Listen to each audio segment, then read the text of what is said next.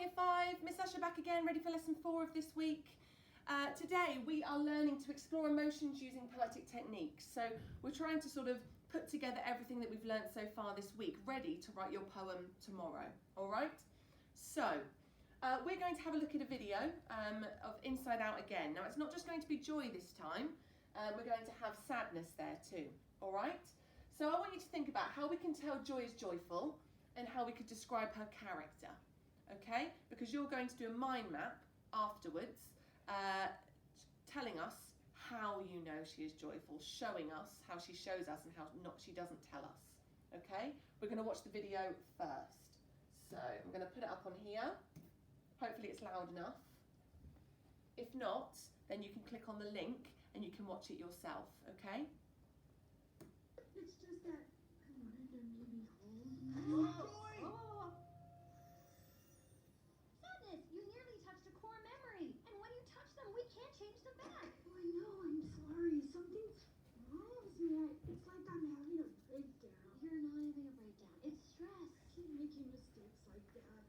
I'm awful. No, you're It's not. annoying. You know what? You can't focus on what's going wrong. There's always a way to turn things around, to find the fun. Yeah, find the fun. I don't know how to do that. Okay, well, try to think of something funny. Oh, remember the funny movie where the dog dies? Yeah, that's not. Oh, what about that time with Meg when Riley laughed so hard milk came out of her nose? Come on. Yeah, that hurt. It felt like fire. Oh, it was Okay, don't think of that. Let's try something else. What are your favorite things to do? my favorite. Well, I like it when we're outside. That's good. Like there's the beach and sunshine. Oh, like that time we buried Dad in the sand up to his neck. Oh, I was thinking more like rain. Rain is my favorite too. We can stomp around in puddles. You know, there's cool umbrellas, lightning storms. More like when the rain runs down our back and makes our shoes soggy. And we get all cold, shivery, and everything just starts feeling droopy. Oh, hey, easy. Why are you crying? It's just really the opposite of what we're going for here.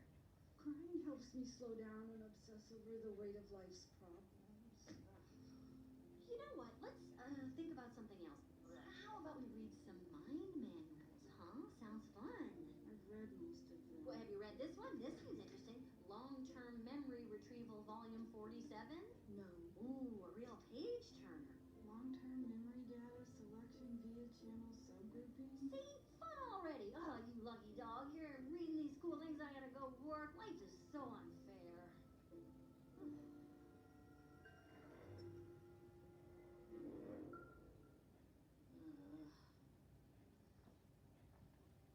Okay. So, looking at both of our characters there, Joy and Sadness, we've got some things on this sheet here already, just as an idea. So, Joy, she stands tall, she finds things funny. Whereas Sadness, they've got rounded shoulders and they sort of crouch over and slump, and she tries to hide herself away quite a lot, doesn't she? Covers her face with her hair. She sees the pain and misery, and even in amusing things. So when we were talking, when Joy was talking about the other character having milk come out of their nose when they were laughing so hard, she found the pain in that. She picked up on the fact that it hurt and felt like fire. So they show us their emotions rather than just tell us, don't they? Yeah? So, to enable us to write a poem showing emotion, we need to explore feelings in words or actions that we associate with them. Now, this link is exactly the same video as the one you just watched, all right? So you can click on the link that's in your document to open that up on YouTube, and you can watch it again as many times as you need.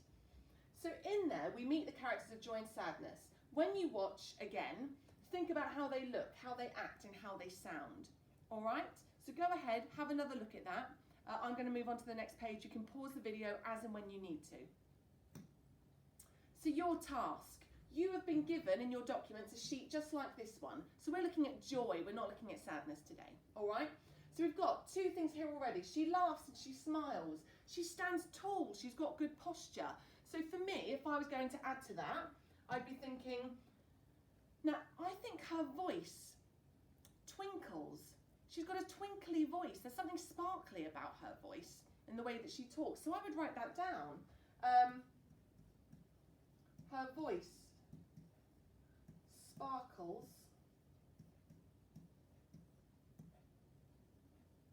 and twinkles.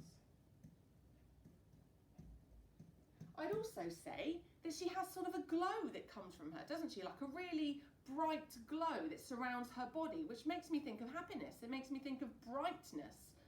So her body glows.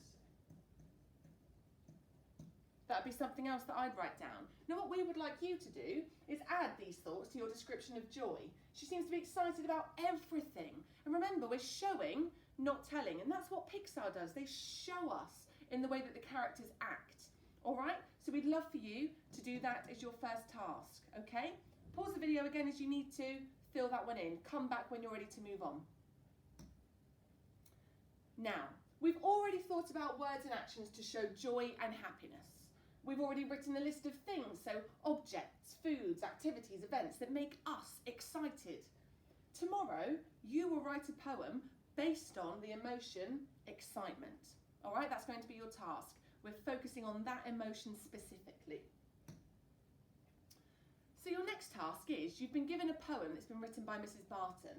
Now, unfortunately, it's been muddled up. It's been mixed up out of order. All right, so we want you to cut these out, if you can, and reorder them into an order that makes sense to you, that you think sounds correct. Try and think of rhythm, remember. Does it sound right? There's no rhyme in there, it's free verse. So it could make sense in any number of ways.